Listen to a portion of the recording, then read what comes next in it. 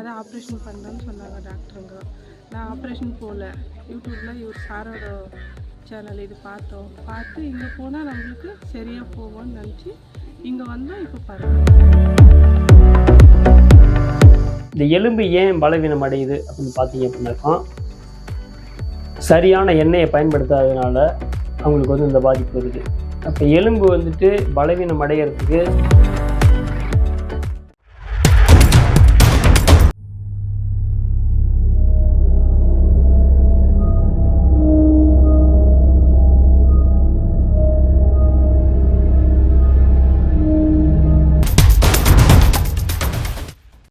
வணக்கம்மா.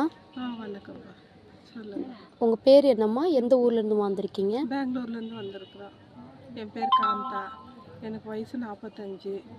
மூட்டு வலிக்காக இங்கே வந்திருக்குறோம். ஆல்ரெடி பெங்களூர்ல எல்லாம் பார்த்தோம், சரியாக வரல. அப்புறம் யூடியூப் சேனலில் பார்த்து இந்த இடத்துக்கு நாங்கள் வந்து இப்போ பரவாயில்ல. 12 நாள் சொன்னார் டாக்டரு. 12 நாள் ட்ரீட்மெண்ட் எடுத்தோம். இப்போ பரவாயில்ல, நல்லா இருக்குது, வலி குறைஞ்சிருக்கு. இங்கே இருக்கிற ஆளுங்களும் சரி, எல்லாம் ஜனங்களும் நல்லா பார்த்துக்கிறாங்க, நல்லா கவனிக்கிறாங்க. மசாஜி, ஆயில் மசாஜி, ஒத்தரம், பத்து இதெல்லாம் போட்டு நல்லா நீட்டாக பார்த்துக்கிறாங்க. பரவாயில்ல, வலி குறைஞ்சிருக்கு. எந்த காலுமா உங்களுக்கு பிரச்சனையாக இருந்துச்சு?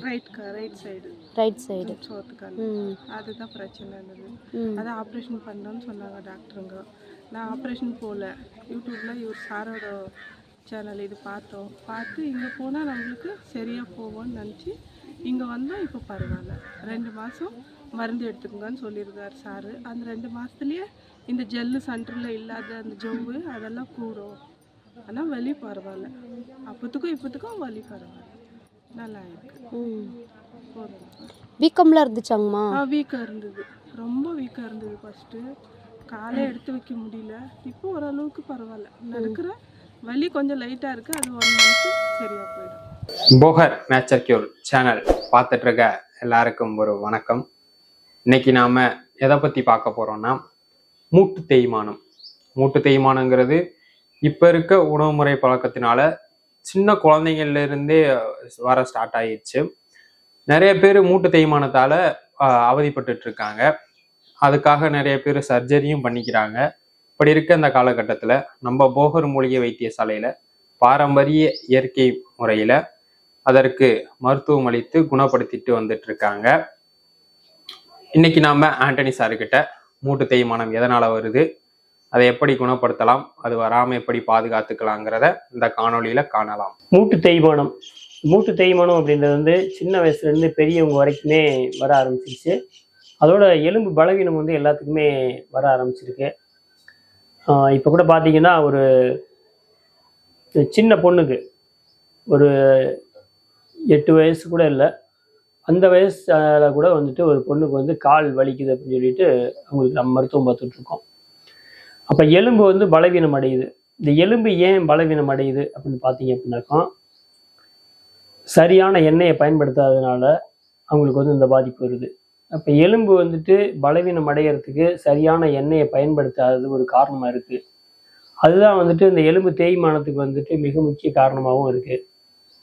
அப்போ வந்து பாரம்பரியமாக வந்து நல்லெண்ணெய், கடல் எண்ணெய், தேங்காய் எண்ணெய் அப்படின்னு 3 வகையான எண்ணெயை வந்து மக்கள் வந்து மரச்செக்கில் ஆட்டிக்கிட்டு வந்து அதை பயன்படுத்திக்கிட்டு இருந்தாங்க.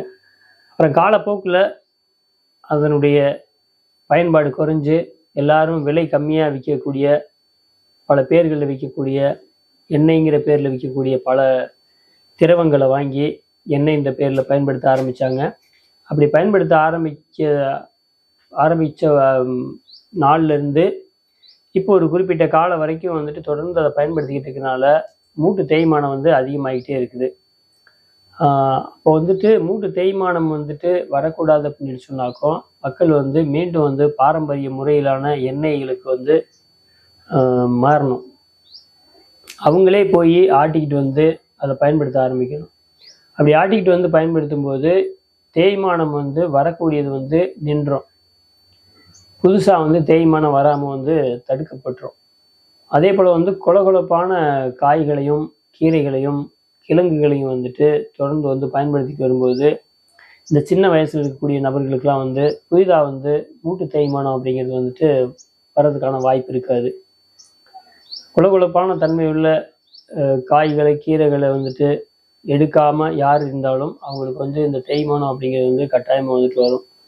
குளகுளப்பாக இருக்கக்கூடிய எதனாலும் வந்து நம்ம வந்து சாப்பாட்டில் வந்து சேர்த்துக்கிறதுக்கு வந்து முயற்சி எடுக்கணும்.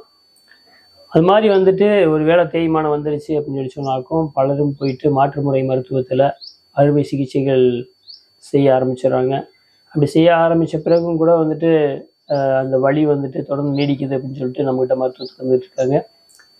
ஆகையினால் வந்து அறுவை சிகிச்சைகள் செய்து மீண்டும் வந்து இயற்கை மருத்துவத்துக்கு நோக்கி வர்றதுக்கு பதிலாக அப்படி தேய்மானம் ஏற்பட்டிருக்கு அப்படின்னு சொல்லிட்டாக்கும் பாரம்பரிய மருத்துவத்தை எடுத்துக்கிட்டு அவங்க வந்து தங்களை வந்து குணப்படுத்திக்கலாம். இப்போ நம்ம கூட வந்து பார்த்தீங்கன்னாக்கா 1 வாரத்துலேருந்து 2 வாரம் வந்து அதுக்காக வந்து மருத்துவம் கொடுக்குறோம். அப்படி வந்து அவங்க முறையாக வந்து அந்த மருத்துவத்தை எடுத்துக்கும் போது அந்த தேய்மானம் அந்த வலி அதெல்லாம் வந்துட்டு அவங்களுக்கு வந்து சரியாக ஆரம்பிச்சிடும். அந்த முதல் நாள்லேருந்தே வந்துட்டு அவங்களுக்கு வலியில் வந்து மாறுபாடு இருக்கிறத வந்து அவங்க உணர ஆரம்பிச்சிருவாங்க. தொடர்ந்து மருத்துவத்தை பார்த்துக்கிட்டு இருக்கும்போதும் ஒத்தடங்கள் கொடுக்கும்போதும் பத்து போடும்போதும் கஷாயங்கள் குடிக்கும்போதும் அவங்களுக்கு வந்து பெரிய மாறுதல் உண்டாகும்.